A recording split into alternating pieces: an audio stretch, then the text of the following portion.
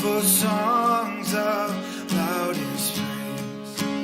Teach me some melodious sonnet sung by flaming tongues above.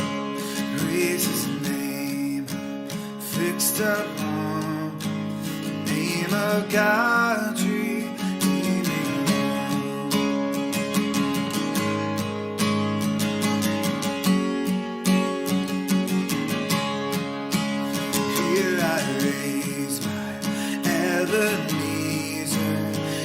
By thy great help I've come, and I hope thy good pleasure safely to arrive at home.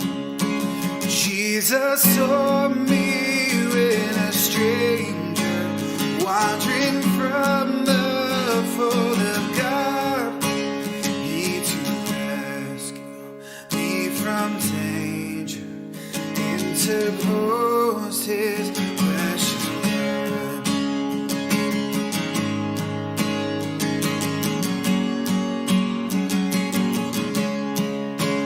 Oh, to grace, how great a debtor daily unconstrained to be. Let thy goodness like a feather bind my wandering heart to thee. Prone to wander, Lord, I feel it. Prone to leave the God I love. Here's my heart, take and seal it for thy courts above.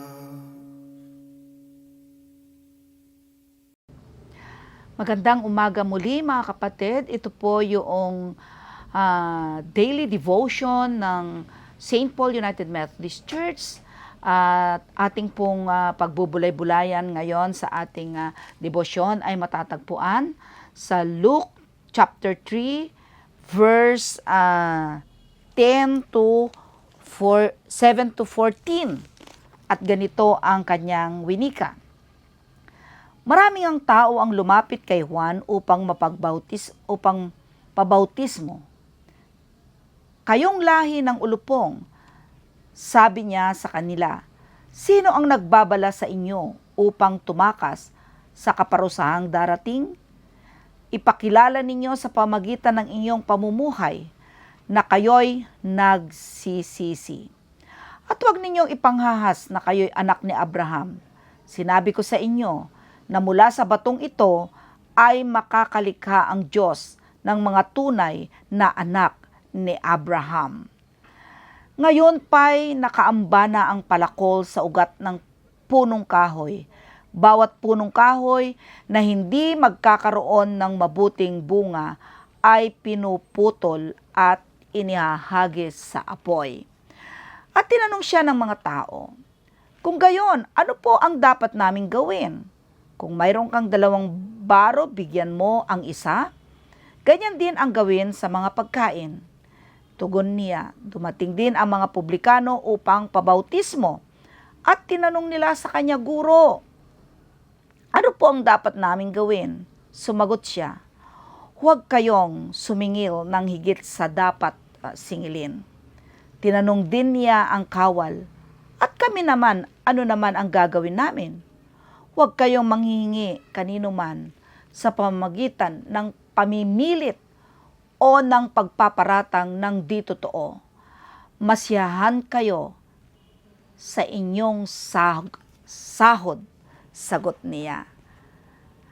Ito mga kapatid ang ating pagbubulay-bulayan ngayon, umaga, na ito ay may kaugnayan doon sa sermon ni Juan Bautista, ang tinig nung niya sinabing, magsisi kayo at talikdan ang inyong mga kasalanan.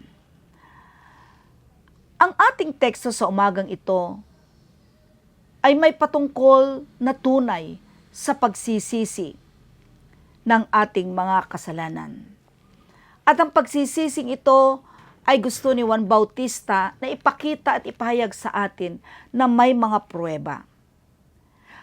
Tulad ng sinabi mo, kung alam mo na ito ay ang puno ng ubas, ito ang dapat mong ipakita na siya ay may bunga, na totoo nga na siya ang puno ng ubas.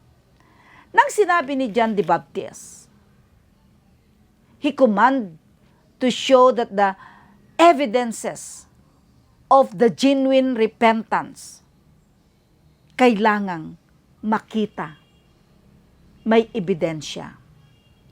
Inutos ni John na sinabi niya sa mga Hudyo at maging sa mga lingkod ng Diyos, ang tunay na katibayan ng pagsisisi ay dapat makita sa mga gawa.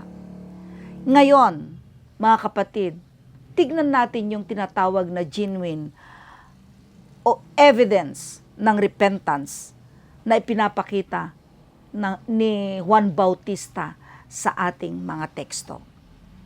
Ano ba yung ebidensya ng tunay na pagsisisi na inuutos ni John the Baptist sa ating teksto? Kung titignan natin in verse 10 to 11, ang kabuuan ng lahat ng ebidensyang gustong makita ng tao ni Juan Bautista at maging sa ating mga buhay ay yung compassion. Na yung compassion na yun na nagpapakita na ito yung ebidensya ng pagbabalik loob mo sa ating Panginoon. Dito ipinakita rin ni Pablo na hindi lamang ang pagbabautismo ang siyang makapagliligtas, ang siyang dapat gawin ng tao, kundi anong sabi niya doon sa verse 11, sino man ang may dalawang balabal, ibigay mo ito sa wala. At gayon din sa pagkain at sino mang walang pagkain. Gawin mo ito at magbigay ka, mag-share ka. Isang patunay ng pagbabagong buhay ng tao na gusto ni Juan Bautista. Kabuuan ng compassion mo sa iyong kapwa. Ginamit niya ito para maipakita ang lubos na pagsisisi ng mga taong nagtanong sa kanya. Ang mga Hudyo, ang mga sundalo, at ang mga taong nakapalibot maging ang kanyang mga alagad.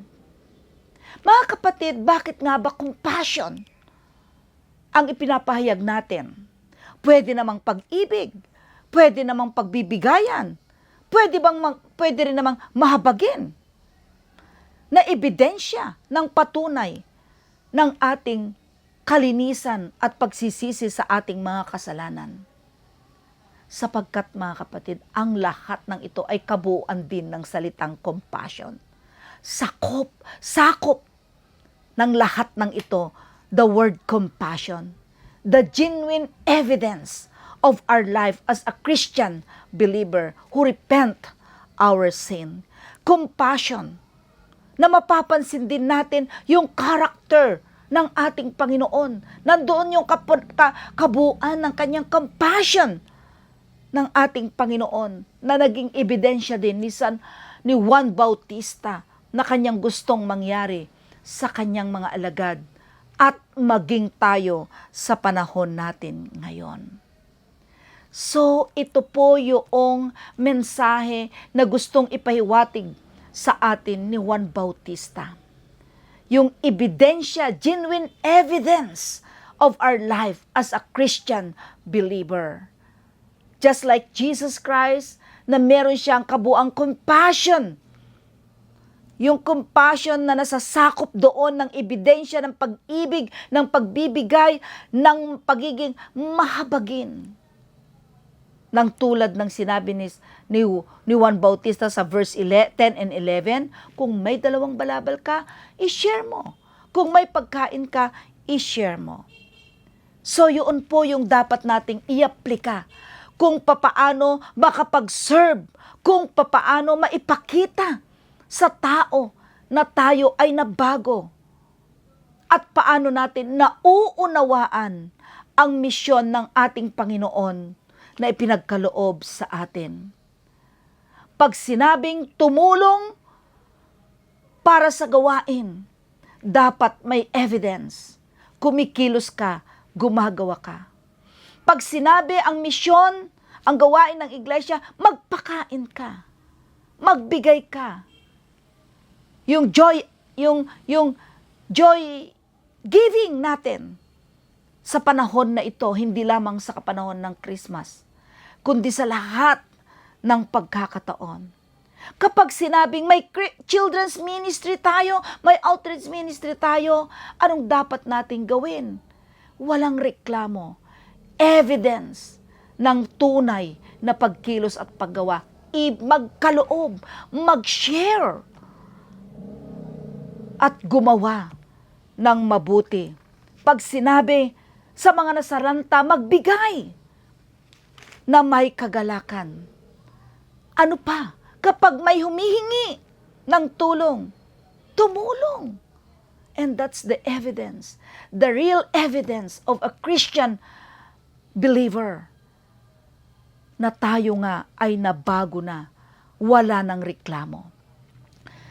Kung limitado naman ang ating resources, wala tayong maibigay na pagkain, ng damit, hindi lamang ito ang pwedeng i-share. Pwede rin namang i-share mo ang iyong panahon. I-share mo ang iyong panalangin. Ang comfort mo sa tao. Ito ang kabuuan ng compassion ni Jesus Christ na meron din sa atin. Ibig sabihin lang, laging merong sakripisyo. At huwag nating kalimutan na ang pinakaimportante sa lahat ay ang to share the good news, the Word of God. Wala tayong kakayahan financially. Then share the good news. Share the love of God, the compassion of the Lord Jesus Christ. Hangarin natin, mga kapatid, lagi ang tumulong sa kapwa. Huwag hangarin ang sobra-sobrang hinihiling natin sa ating mga buhay. Hilingin natin na magkaroon tayo ng kakontentuhan. Sabi nga ni Pablo sa kanyang mga sulat, kung may damit ka at may pagkain o makain, makontento ka na. Masiyahan ka na. Sapagkat kapag nasiyahan ka na meron na ito, maluwag sa loob na makapagbigay ka at makapagdulot ka ng kagalakan sa kapwa. Kung tunay ngang nagsisi tayo sa ating mga kasalanan, masiyahan tayo na magkaloob. Masiyahan tayo nang meron tayo. At huwag tayong maging sakim sa anumang bagay na ipinagkatiwala ng ating Panginoong Diyos sa ating mga buhay. Mga kapatid, ulitin ko po, kailangan meron tayo yung compassion sa kapwa ng kagaya ng ginawa ng ating Panginoon sa kanyang mga alagad at hanggang magpasahanggang ngayon sa ating mga buhay. Kaya nga mga kapatid, ang ating evidence sa buhay na ito ay ang paggawa at magpapatuloy sa misyon na ipinagkaloob ng ating Panginoon. Yung tinatawag natin na compassionate to one another. In the name of the Father, the Son, and of the Holy Spirit. Amen at amen. Tayo'y manalangin, Panginoong Diyos. Salamat po sa buhay na ipinagkatiwala mo sa amin. Salamat po sa kabuuan ng aming pagkatao. Salamat po dahil doon sa aming pag-ibig, pagkakaloob, pagbibigayan, ay punong-puno at nakapaloob na doon yung compassion na meron kami. Huwag mong hayaang mawala iyon, Panginoon, bagkus ito ang mangibabaw sa aming mga buhay. Salamat sa umagang ito at makapagpatuloy po kami, Panginoon, sa aming lakbayin, sa aming misyon na iyong ipinagkaloob sa amin, na iyong misyon din, na siyang ipinagpapatuloy namin. Panginoong Diyos, turuan mo kami na maging makontento sa buhay upang huwag kaming madamot at maibigay din namin, Panginoon, ang nararapat para sa kapwa namin. Lord, patawarin mo kami sa aming mga kasalanan. Salamat sa umagang ito at muling haharapin namin ang mga responsibilidad na ipinagkatiwala sa amin, na iyong ipinagkatiwala. Gampanin ang tungkulin at maibahagi, Panginoon, ang iyong mga salita, ang pagkawang gawa, at higit sa lahat ang pagpapakumbaba sa kapwa at higit sa harapan mo, Panginoon. Patawarin mo kami sa aming mga kasalanan. Ito po, O Diyos, ang aming dalangin. Amen at amen. Magandang umaga muli, mga kapatid. To God be the glory.